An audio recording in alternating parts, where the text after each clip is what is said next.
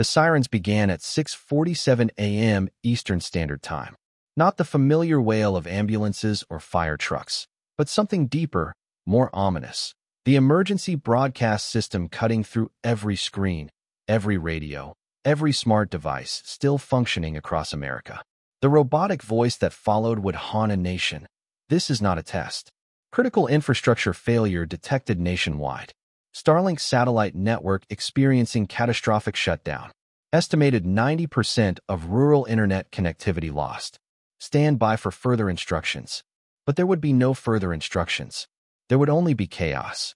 24 hours earlier, President Trump had signed Executive Order 14823, officially titled Protection of American Innovation from Foreign Influence, but known to insiders as the Musk Deportation Decree. The stroke of a pen that was meant to send a message about American sovereignty instead became the signature on America's technological death warrant.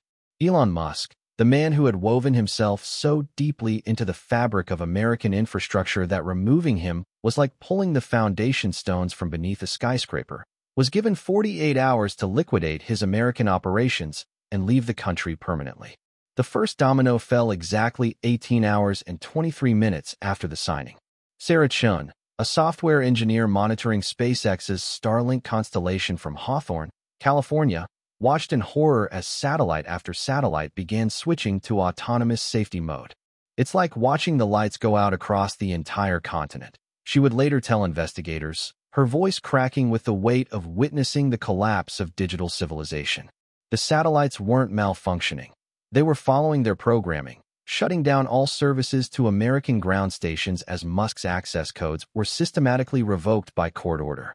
In Topeka, Kansas, John Mitchell stood in his wheat field at dawn, staring at his $300,000 autonomous harvester that had suddenly become the world's most expensive paperweight.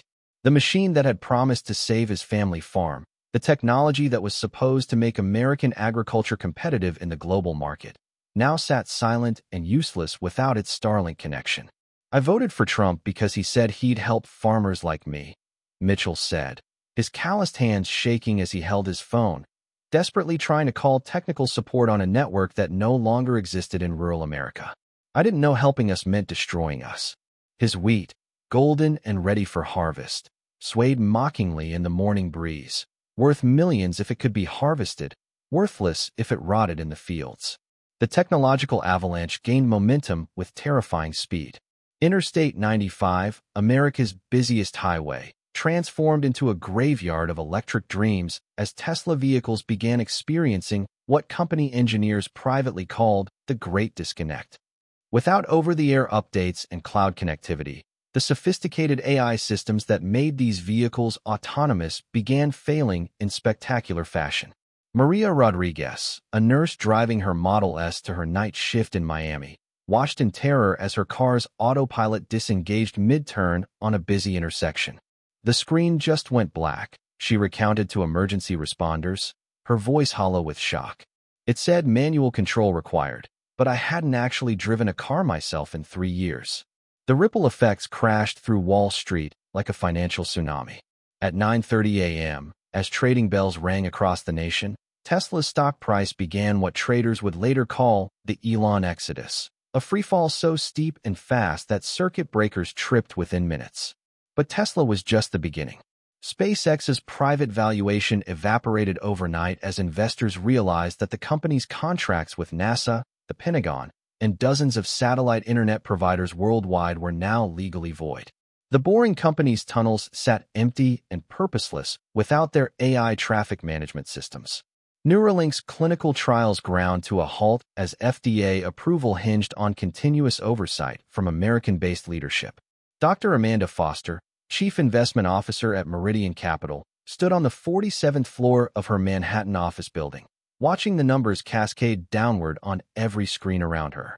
"We're not just witnessing the collapse of a few companies," she said, her voice barely audible above the cacophony of ringing phones and shouting traders. "We're watching the systematic dismantling of America's technological supremacy. In 24 hours, we've undone 20 years of innovation leadership." The Dow Jones had shed 3,000 points by noon, but that was just paper. The real damage was being measured in jobs, dreams, and America's standing in the world. At NASA's Kennedy Space Center, launch director Robert Kim faced a crisis that no amount of training had prepared him for. The Artemis 3 mission, scheduled to return Americans to the moon within months, lay in ruins as SpaceX Starship rockets sat grounded by legal injunctions.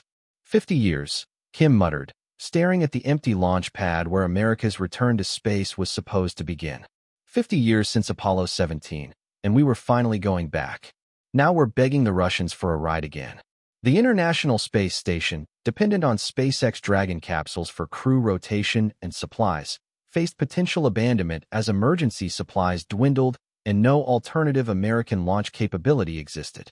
But perhaps nowhere was the human cost more visceral than in the small farming communities that dotted America's heartland. These were the very people Trump had promised to champion, the forgotten Americans whose votes had carried him back to the White House. Now they found themselves more forgotten than ever, cut off from the digital economy that had become their lifeline. In Nebraska, cattle rancher Tom Brady, not the football player, but a third-generation farmer whose family had worked the same land for 60 years, stood surrounded by 500 head of cattle that his satellite-guided feeding systems could no longer monitor or feed automatically. My grandfather used to say that farming was about working with your hands and trusting in God, Brady said, his weathered face etched with worry. But God didn't give us the knowledge to compete with Brazilian beef prices or Chinese corn subsidies. Technology did. And now that's gone too. The international implications began manifesting before the sun had set on that first day. In Beijing, Chinese President Xi Jinping convened an emergency meeting of the State Council. Within hours, China announced the Pacific Connectivity Initiative, a program to provide free satellite internet to rural American communities using their Beidou constellation. The offer came with strings attached, of course, including data sharing agreements that would have given Chinese intelligence services unprecedented access to American agricultural and infrastructure data. Similar offers poured in from Russia, India, and the European Union, each one a diplomatic dagger dressed as humanitarian aid. Hashtag America's Nightmare. A Day Without Elon, Part 2. The second wave of devastation hit at 3:17 p.m. Pacific Time, when California's power grid began experiencing what utility engineers euphemistically called energy storage irregularities.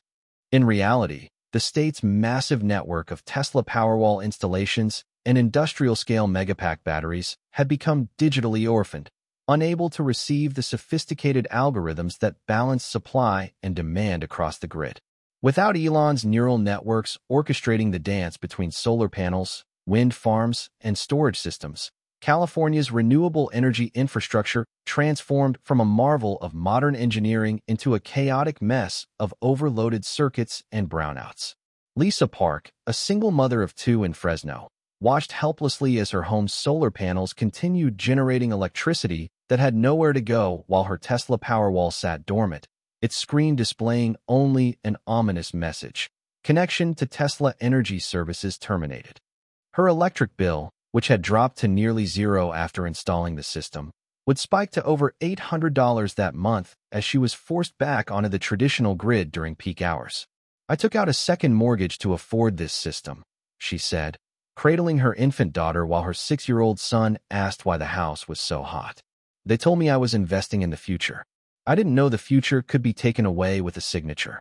The cascade failure of America's emerging smart grid infrastructure exposed the terrifying fragility of a nation that had become utterly dependent on the vision of one man. In Texas, where Tesla's Gigafactory had employed 20,000 workers and supported another 100,000 jobs in the supply chain, entire towns faced economic extinction overnight. Austin, which had positioned itself as the Silicon Hills, partly due to Tesla's massive presence, watched its tech boom collapse like a house of cards. Mayor Rebecca Martinez stood before a crowd of unemployed workers, her voice barely steady as she announced the city's emergency aid package. "We built our dreams on someone else's foundation," she admitted, the weight of municipal bonds and infrastructure investments crushing down on her shoulders. "And now we're learning what happens when that foundation is ripped away." But the most devastating revelation came from an unlikely source: America's military-industrial complex. At the Pentagon, Defense Secretary James Richardson convened an emergency session of the Joint Chiefs of Staff, the gravity of the situation etched in every line of his face. "Gentlemen, we have a national security crisis of unprecedented proportions," he began, gesturing to a classified briefing that painted a picture of American vulnerability that would have been unthinkable just days before. The Department of Defense had quietly become dependent on SpaceX for 60% of its satellite launches, including critical spy satellites and communication networks. Without Elon's rockets, America's eyes and ears in space were slowly going blind and deaf. General Patricia Williams, head of Space Force, delivered the most chilling assessment. "Mr. Secretary, our adversaries have been waiting for this moment for years. Russia has already begun repositioning military satellites over our blind spots. China's hypersonic missile tests have increased 400% since yesterday, knowing we can't properly track them. We've essentially grounded ourselves while our enemies take to the skies." The room fell silent as the implications sank in. America hadn't just lost a businessman. It had voluntarily surrendered its technological superiority to nations that viewed that surrender as an act of strategic stupidity. The human stories emerging from rural America painted an even more heartbreaking picture of unintended consequences.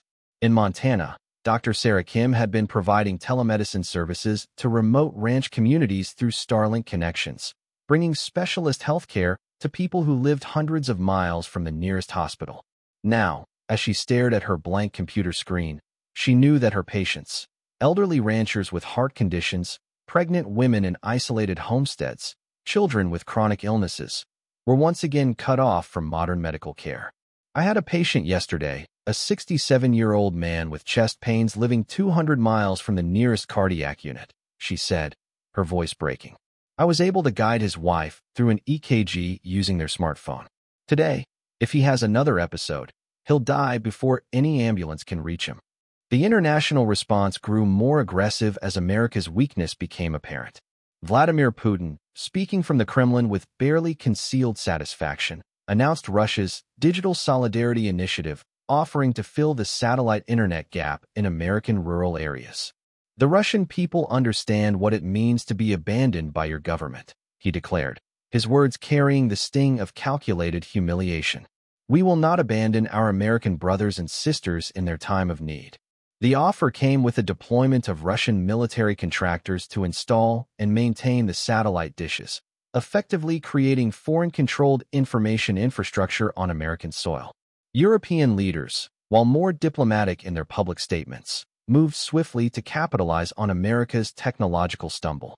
French President Emmanuel Macron announced an emergency expansion of the European Space Agency's satellite internet constellation, while privately European tech companies began poaching American aerospace engineers with offers of immediate visa sponsorship and double their current salaries.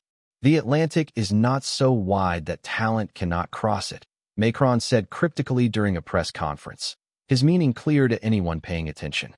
Perhaps most devastating of all was the psychological impact on ordinary Americans who had believed they were living in the world's most technologically advanced nation. Social media, still functioning in urban areas with traditional internet infrastructure, exploded with a mixture of rage, despair, and disbelief.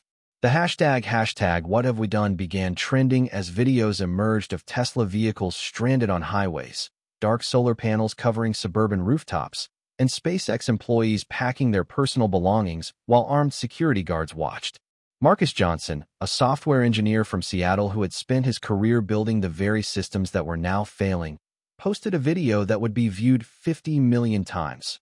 "We didn't just deport one man. We deported the future.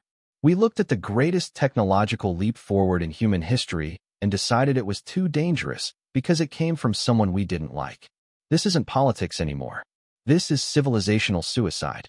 As the sun set on America's first day without Elon Musk, the full scope of the catastrophe was only beginning to emerge.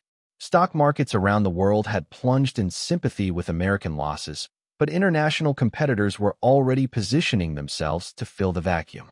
Chinese electric vehicle manufacturers announced emergency expansion plans to capture Tesla's abandoned market share. Russian space agencies offered cut-rate satellite launches to American companies desperate to maintain their orbital assets. The European Union fast-tracked legislation to attract American tech workers fleeing a country that had seemingly turned its back on innovation. In the end, the story of America's day without Elon wasn't really about one man at all. It was about what happens when political emotion overrides strategic thinking, when short-term anger destroys long-term prosperity, and when a nation voluntarily abandons its competitive advantages in service of a fleeting political moment. The farmers who had voted for change found themselves more dependent on foreign technology than ever before. The workers who had demanded America first discovered that America had chosen to be last in the industries that would define the 21st century.